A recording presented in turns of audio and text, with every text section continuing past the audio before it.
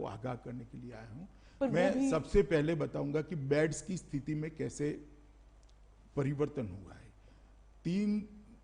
14 जून को total 9,937 bed थे, आज 30,000 बेड की व्यवस्था हो चुकी है।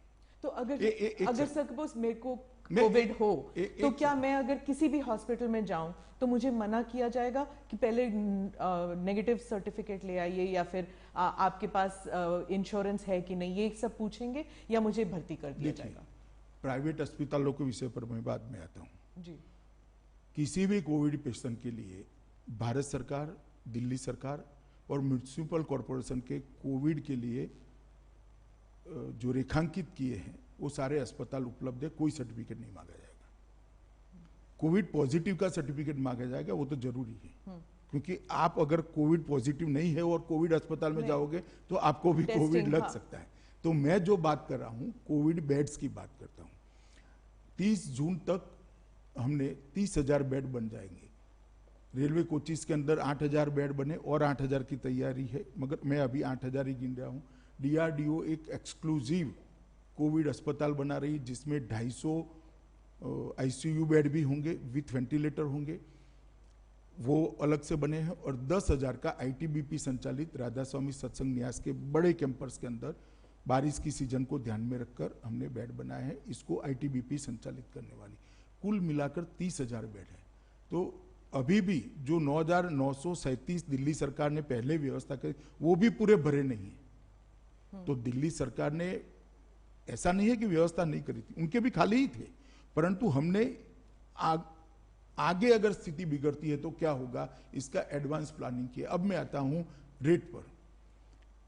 यह फरियाद दिल्ली के काफी लोगों की आती थी कि भाई प्राइवेट अस्पताल मनमाने रेट्स ले रहे हैं।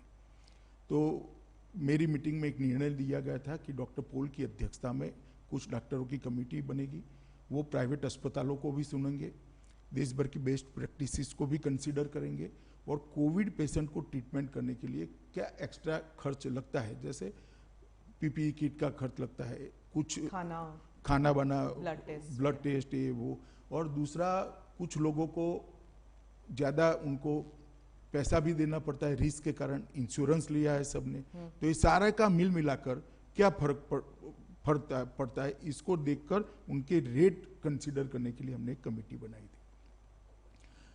आइसोलेशन बेड के रेट जो 24,000 से 25,000 तक थे पहले, आज दिल्ली के कोई भी अस्पताल में कोविड पॉजिटिव पेशेंट जाएगा तो 8,000 से 10,000 में बेड उपलब्ध कराए। पर वो एडिशनल्स होते हैं ना? नहीं, कोई, सुन लीजिए आप, मैं पूरी बात बताता हूँ, पहले आप मेरा पूरा सुन लीजिए। बिना ICU, बिना वेंटिलेटर का जो ICU है, इसके पहले रेट थे 34,000 से 43,000, एवरेज में कह रहा हूँ। अब 13,000 से 15,000 किया गया है, और ICU वेंटिलेटर के साथ 44,000 से 54,000 का बेड का खर्च था, इसको 15,000 से 18,000 कर दिया गया है। एक इसके अंदर कोविड के जितने टेस्ट करेंगे इंक्लूड है, वेंटिलेटर पर रखेंगे इसका खर्चा इंक्लूड है, सारी दवाइयाँ इंक्लूड है, और अगर डायबिटीज है और आपको आगे की ट्रीटमेंट भी करनी पड़ती है तो ये भी सारा इंक्लूड है। ये पूर्णतः अपने आप में एक सील पैकेज है, आप समझ लीजिए। तो इसको हमने कम कराया है। आज दिल्ली के बहुत सारे अस्पतालों के अंदर, सब अस्पताल जो कोविड के लिए अपनी अपनी बताए हैं, वो सारे अस्पतालों के अंदर हमने ये व्यवस्था करी। तो एक तो 10,000 से बढ़ाकर हमने 30,000 बेड करे।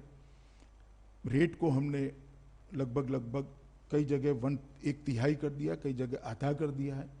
तो ढेर सारी व्यवस्थाएं करी है, और 21 जून से फिर से इसका रिव्यू करा, 14 जून की मीटिंग के बाद। अब हम जो पूरा टेस्ट बढ़ा दिए, इसके जो नतीजे आए, इसके आधार पर 26 जून तक नए कंटेनमेंट जोन बनाने थे। कल शाम को कंटेनमेंट जोन 280 नए बना दिए हैं।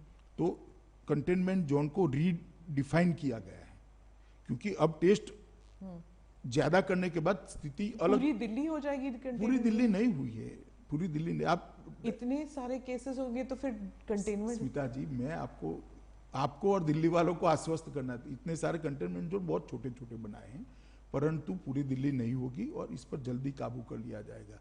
आरोग्य सेतु ऐप और इतिहास ऐप दोनों को इकट्ठा मिलाकर इसके बहुत अच्छे नतीजे आए हैं, जिससे लोग जान पाते हैं कि मेरे आसपास कोई कोविड पेशेंट आता है या नहीं आता है, और इसके बहुत अच्छे नतीजे हमने लिए हैं। और ये जो सारी चीजें थी, इसके साथ हमने एनजीओ को भी जोड़ा है। इन्होंने भी अपने आइसोलेशन सेंटर चालू किए हैं, और एनसीसी,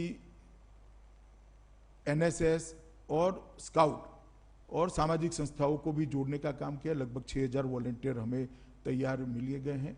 अब तक एक कंफ्यूजन था कि जिले की जिम्मेदारी किसकी, म्यूनिसिपल कॉर्पोरेशन अलग करता था, भारत सरकार। दिल्ली की यही प्रॉब्लम तो रही है हमेशा। नहीं, मगर ये मैंने 14 जून को तय कर दिया, परिपत्रित हो गया भारत सरकार की ओर से कि डिस्ट्रिक्ट मैजिस्ट्रेट ऑफ दिल्ली, इसके तहत एमसीडी भी काम करेगी, भारत सरकार की टीमें भी काम करेगी, दिल्ली सरकार की टीमें भी। तो एक चेन ऑफ कमांड हमने तय किया दे, और जिला स्तर की निगरानी टीमों का गठन भी कर दिया गया।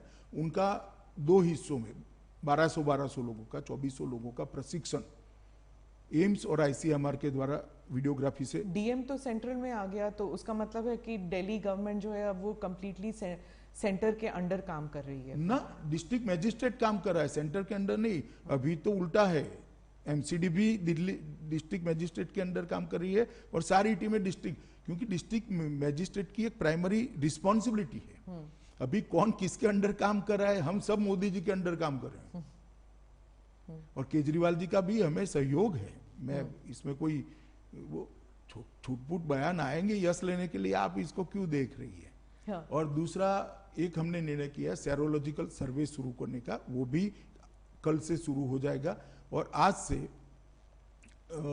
फिर से बाकी दिल्ली का घर घर जाकर सर्वे करने की हमने एक मुहिम शुरू की है, और कल शाम से ही शुरू किया। इसके अखबार में फोटो भी आए हैं, और मैं दिल्ली की जनता उसमें काफी सारी इंफॉर्मेशन जो है वो वॉलंटरी होगा कि अगर कोई फीवर टेस्ट करवाना चाहता है, रैपिड टेस्ट करवाना चाहता है। तो इतना पूछ रहे हैं कि आपके घर में किसी को फीवर खांसी आया है, नाम लिख लेते हैं, उनका टेस्ट करने की व्यवस्था करिए। दूसरे दिन उनको टेस्ट कराने ले जाते हैं और उनका टेस्ट करते हैं। पॉजिटिव आता है, माइल्ड लक्षण है, तो घर में अच्छी सुविधा है तो घर पे रखते हैं आइसोलेशन कर। अगर तो ये तो आपका फुल टाइम काम हो गया है। एक सेकंड सुनिए ना, अगर बुखार ज्यादा है, इसके साथ में कोई और बीमारी है, या तो घर छोटा है, तो उसको हम आइसोलेशन सेंटर में ले जाते हैं, और पूरी व्यवस्था एकदम सुचारू रूप से हो रही है।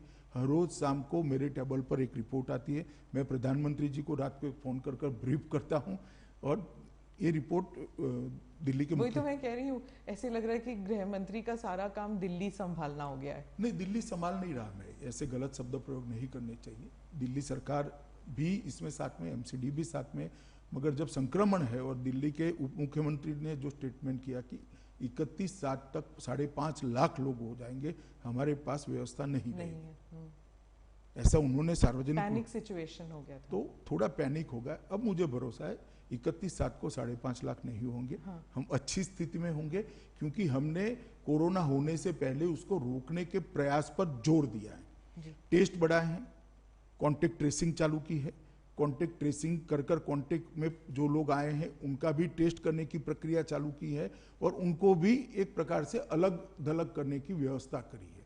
तो फैलने का अब बहुत कम हो जाएगा। आप समझे 16,000 टेस्ट रोज होना एवरेज, और कल तो 20,000 करें, आज से भी हम 20,000 तक उसको ले जाने का प्रयास कर रहे हैं। टेस्टिंग का रेट भी जो पहले 5,000 था, उसको अब 2,400 रुपया कर दिया है, और दिल्ली सरकार के टेस्टिंग सेंटर पर जो जाएगा इसका फ्री ऑफ कॉस्ट करें, तो 20,000 में से कल जो 20,000 हुआ, इसमें से 18,900 लोगों का टेस्ट फ्री किया गया, फ्री ऑफ कॉस्ट किया गया।